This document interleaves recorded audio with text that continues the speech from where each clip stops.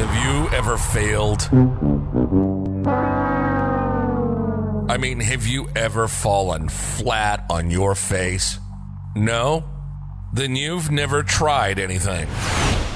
I failed 18 times just trying to pronounce Pablo Fonseca. Do I say that right? Fonseca? Anyway. This is the Big Fail Podcast. It's about business, but we focus on failure. We interview successful business leaders, and we talk to them about how they overcame, what they learned, and how it paved the way to their success. You have to embrace failure to take risks. The Big Fail, sponsored by 1-800-BIZ-BROKER. Here's your host, Pablo Fonseca. I got it right that time. Podcast. I want to remind everybody out there to keep failing and keep trying. Fail fast and a lot before you get to your final destination there.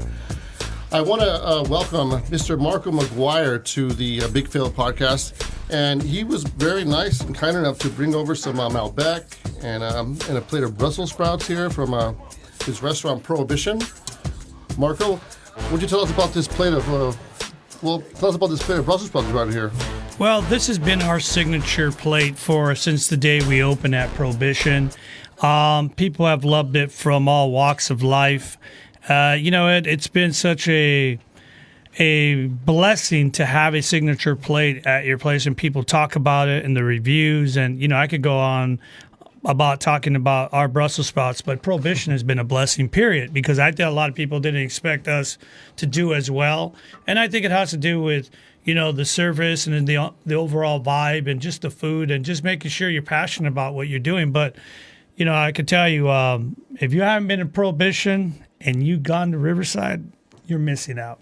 It's like going to Anaheim and not being to Disney. I think you're right, man. I think you've done a lot of good things with ProAbition, and it has improved over the years. New stuff on the menu. I think you really got to check it out if you haven't been there in a while. And actually, these Brussels sprouts, I haven't had them in a while. They were really good when I remember them, and they smell delicious right now. But before we get into this, I wanted to talk a little bit about you and your background.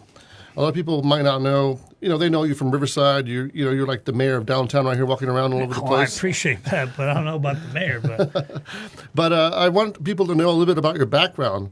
Would you tell us a little bit about where you came from and a little bit about your backstory? Well, growing up, we started off in L.A. like everybody. My parents were immigrants from Mexico and came to this great country for opportunity like most immigrants. And we lived in L.A. and then ended up in Pomona, Montclair. And then we found an opportunity in San Bernardino. My mother bought her first home in San Bernardino. It's a small town called Muscoy. And we grew up there. Just working hard, trying to find the American dream and seeing my parents work hard, me and my brothers strive for that. And we, have this mentality, nothing comes easy in life, and, if there's been any blessing in our lives, financially or, just having our businesses succeed, it's just by hard work, not giving up. A lot of people that listen to this podcast, they want to venture out, and they might be stuck in a rut or have a job, and they're thinking about starting a business.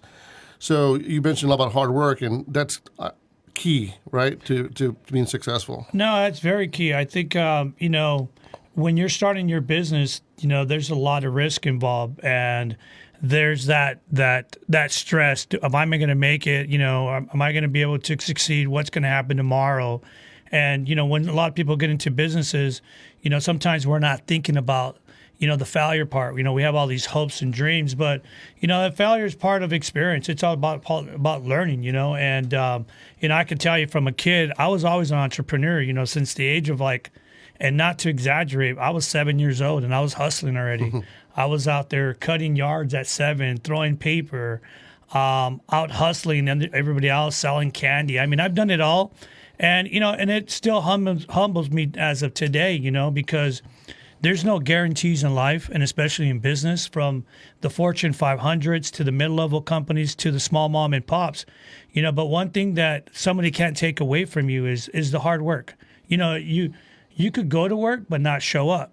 and it's important that if it's your business, you got to set the tone. You have to set the tone and the example, putting in the hours.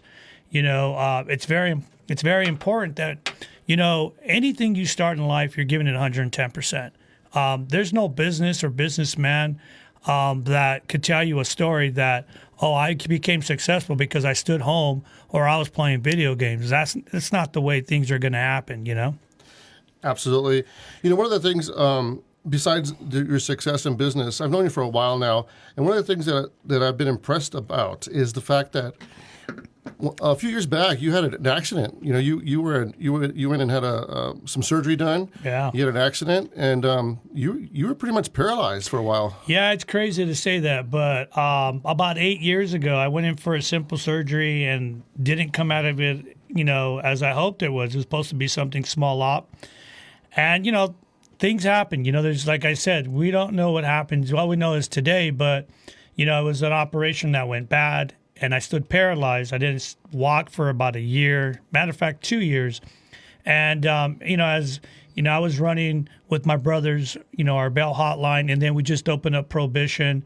And honestly, it was just, that sure will of wanting to walk again, wanting my life back again, and people depended on me, you know what I mean? And I think that was a lot. But I think when you have a strong family, my wife was like completely, I have to give her the most respect because she's always been by my side on my crazy ideals and my entrepreneur ways, because we don't know, but when any successful man or individual, you have to have somebody with you, if it's your family or friends or, somebody that really supports you. And I think that's been a huge key for me, at least, is that I've had a strong family, united with my brothers, and having a good wife and my children. But when that happened to me, I didn't expect it to happen. It was something like it just took me out of my A game. I was, I had this very vibrant life, and I was all over the country and all over the state of California. And yeah, you were going 120%. I was, man. And then all of a sudden, it was like, "Where's Marco? What happened to Marco?" And yeah, it was devastating. But you know what, though? I think that's an experience of life. God comes to us in different ways of making us stronger. Yeah. And I think God really kind of put something on my plate, and I was able to overcome it. And it made me a better person, and it really humbled me as well because, when you have some taste of success, I couldn't say, we have Google money or anything like that, but, we were living a good life, and, it just tells you that health, though, is that old cliche. If you don't have your health, pretty much you don't have anything. But it was a humbling experience, and it really made me a better person, and if I'm here today is because of sure will of wanting not to give up. And I think that, if sickness or failures or what can happen in life, I think it's just being strong-minded. Absolutely. Like I said, I think, business success aside, I think, honestly, in my opinion, that's one of the things that you've overcome in your life that I have more respect for. It's very difficult to come back from something that puts you on your back for like that. And I give you props, man. Cheers. Cheers for that. Cheers for man. that. Absolutely. It's nothing like good wine. Bring it back to life. That's right. Oh, by the way, this is some Malbec. It's really delicious. Yeah. ProAbition. Not to, give us another plug, but want to keep. I got to keep plugging Pro. You know what I mean? Want to keep it light too. Yeah, exactly. But absolutely, I think that's one thing that is going to define you from the rest of your life. And I noticed also you're wearing some Lakers gear, and I know we're kind of fresh off the heels of this whole, Kobe and his daughter, and people that passed away in that helicopter crash.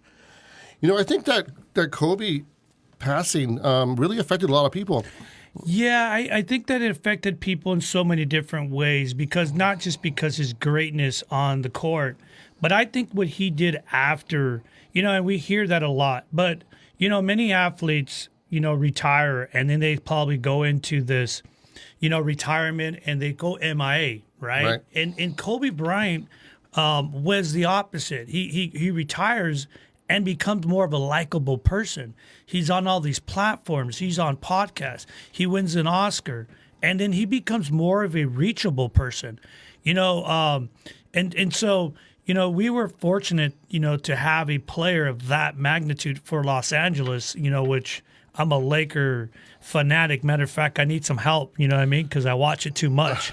My wife's like, God, Lee, you don't get enough of the game. You got to watch it on YouTube now, the highlights, and So we all have our passions, and mine is the Lakers, and I can lie about it. But I think it was really. And it's strange you bring that up because, I was just at the memorial a couple days ago, and, and I went right a couple days afterwards, and I was driving. My daughter was driving. We have a home here in Redlands, and we were going to look at it because we had stuff for sale.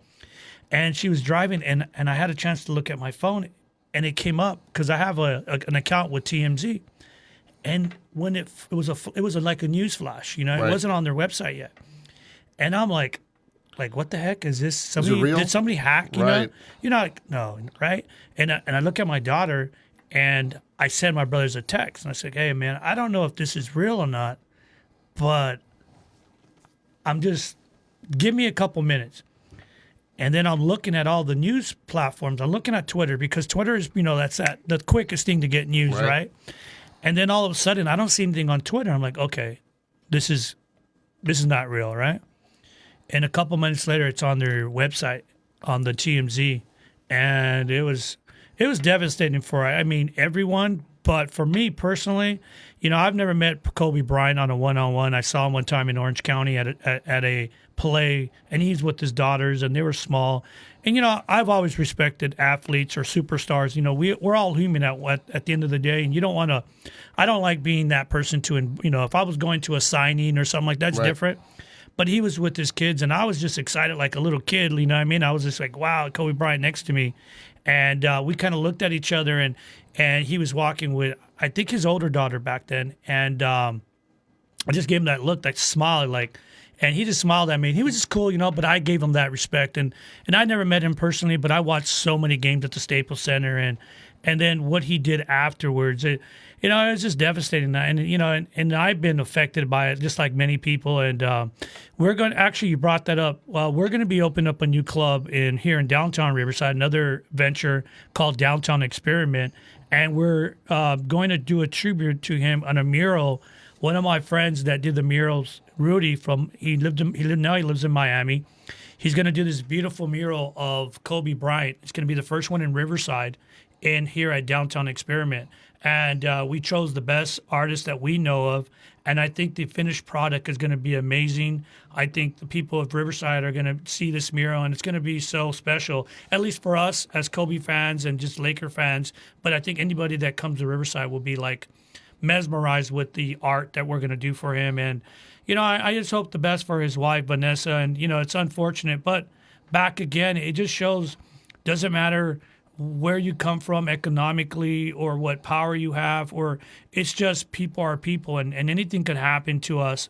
And what you do on earth every day means something. So, I believe if you could touch people just like the way Kobe did it and his work ethic, not all of us could be at that level, because that's just something of kind of like some person not even from this earth, the way his mentality was, that Mamba mentality for everything he did in life. Right. But if you could do 30% of the Mamba mentality every day, and not just be in work, but in really trying to be something else, trying to help people and mentor them and really get to that next level and whatever you have passion for. But, I think we all should have a Mamba mentality and really keep his legacy and keep, what Kobe stand for. And at least me, it's going to be with me for life. And anybody I touch, it would always be something that's special. And I was fortunate to watch a lot of his games. And I just saw him, him and his daughter Gigi at the Laker game a couple months ago, and it was just seeing him back at the Staples Center. It was just special, and it's just a tragedy, and we got to go forward. But our, as people that pass on, famous, whatever, if they're important to somebody, your memories will be on, and they'll never be gone. You know what I mean? Because it'll be with you for life. Absolutely, and I think we got to move forward and learn from it. And I think I'm not a fan at all. You know me. I know you're a business. I know you're. But you know what? I think I've read stories about Kobe and his how dedicated he was and passionate about basketball. And I've heard a story about, I can't think of the person that was that was going to play against him in a game, but he was out warming up a few hours before the game. And this person was warming up next to Kobe, and he wanted to make sure he was there longer than Kobe Bryant.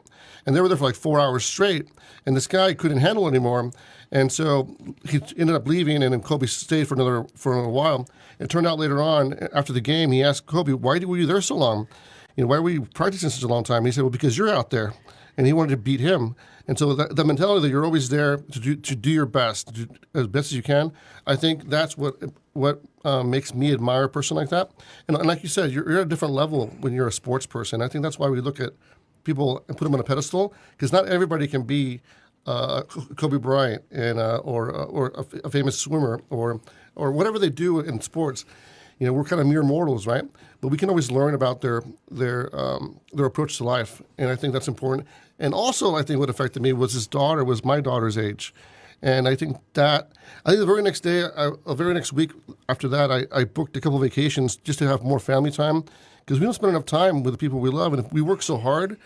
I mean, why are we working so hard if we're not doing it to spend more time, to buy time? Because that's what we're doing, right? We're buying time. Yeah, and I think everything's about that. You know what I mean? I think that it's nice to have things, but I think it's nicer that people love you and respect you than anything in life. I honestly feel that, if you have a family, cherish it, because, you just don't know what's going to happen tomorrow, and I have a daughter myself, and I have a son, and I have so many nephews, and, I've been fortunate to be around loving family, but sometimes we get caught up in our moment. Right. And our moment is about, trying to do the next big thing. At least for myself, I have to slow myself down, because I just have this, I wouldn't say mama mentality, but in a sense it is, where I'm always trying for the next big project, and I'm always trying to figure out, and it's not really even a money thing. It's just like, I grew up not having anything, and it's an excitement where I could bring joy to other people and also create jobs, you know what I mean? Right.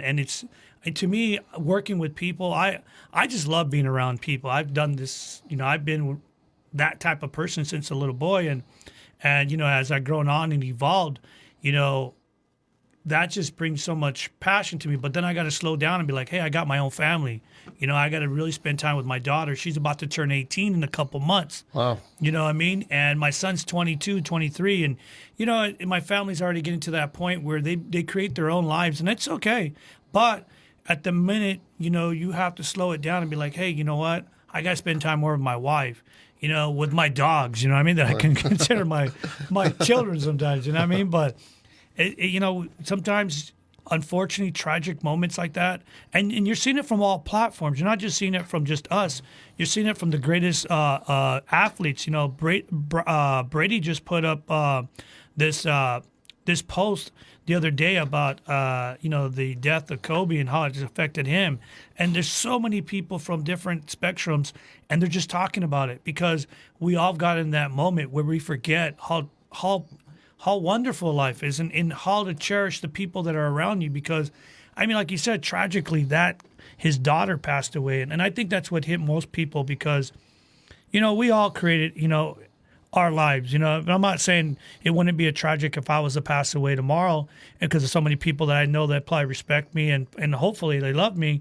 But I would never in my wildest dreams want my child. You know what I mean? It's just, it's unthinkable. It's unthinkable, yeah. You know what I mean? And so, if there's anything that we're going to learn from this, is that every day we wake up, really enjoy the sunset. Absolutely. The sunrise.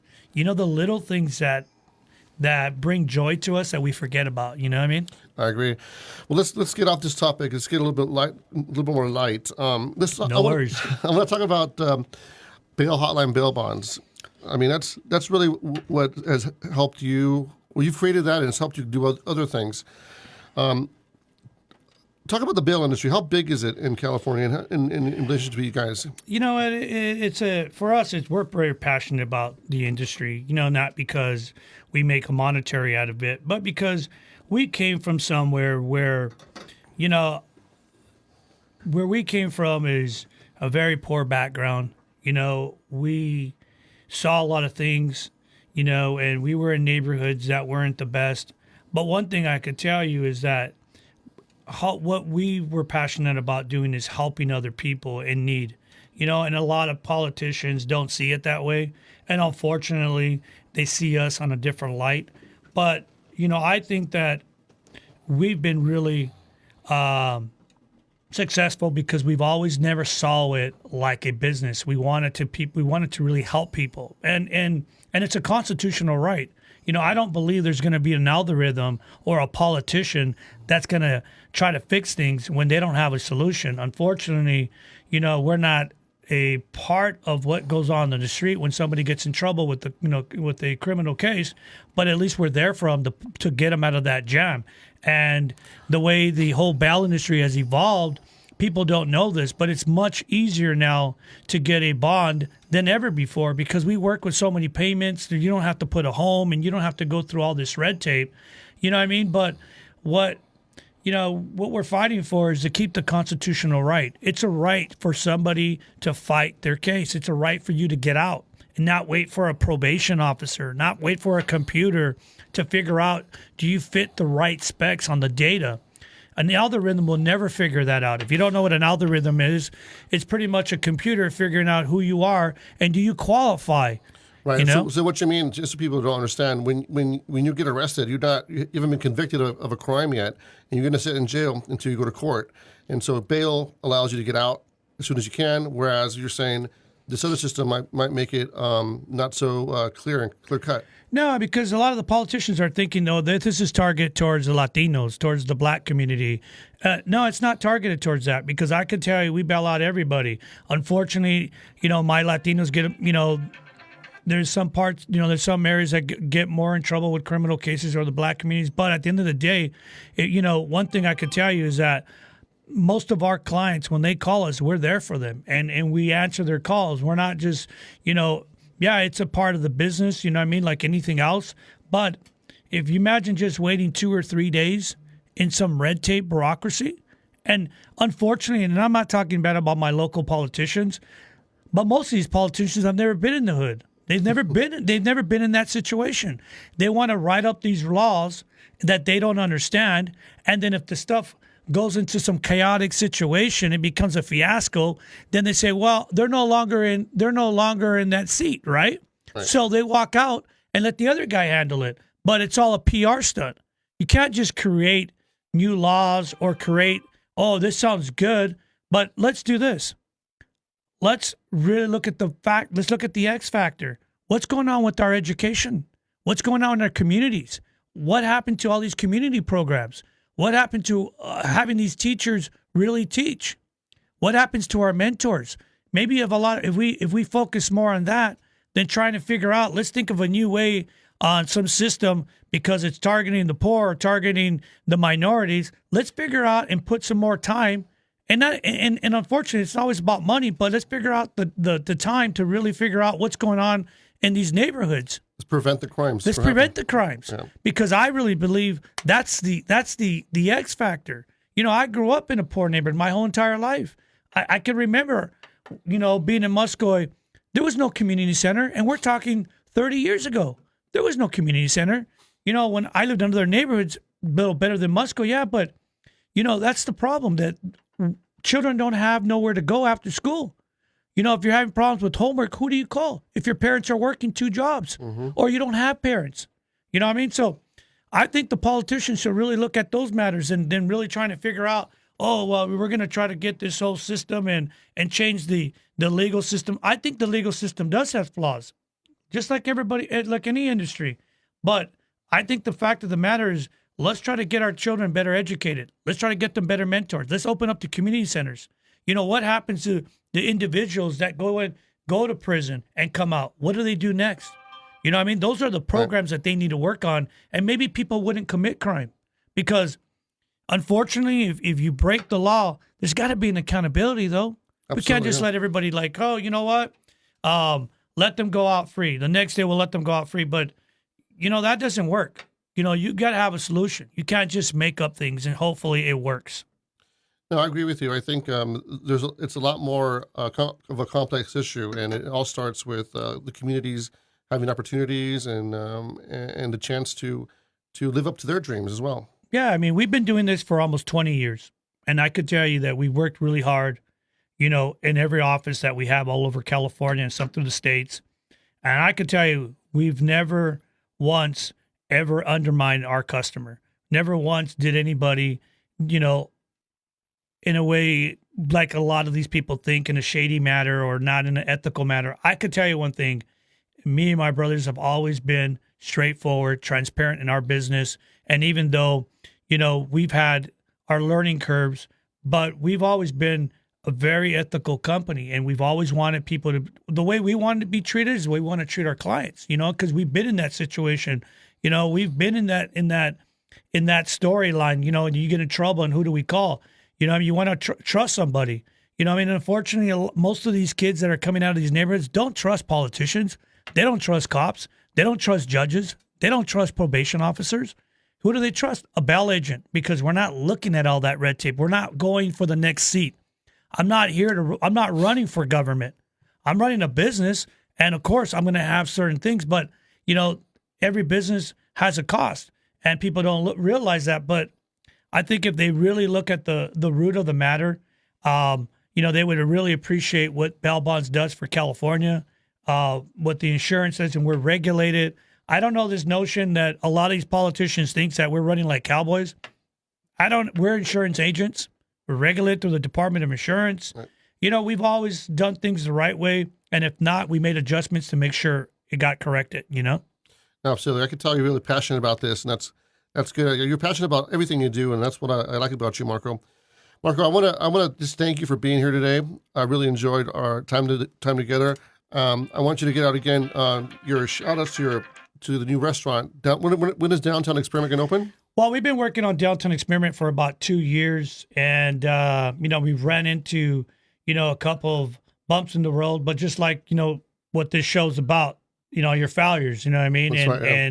and learning how to make these adjustments, and how are we going to open up this business. We're getting very close.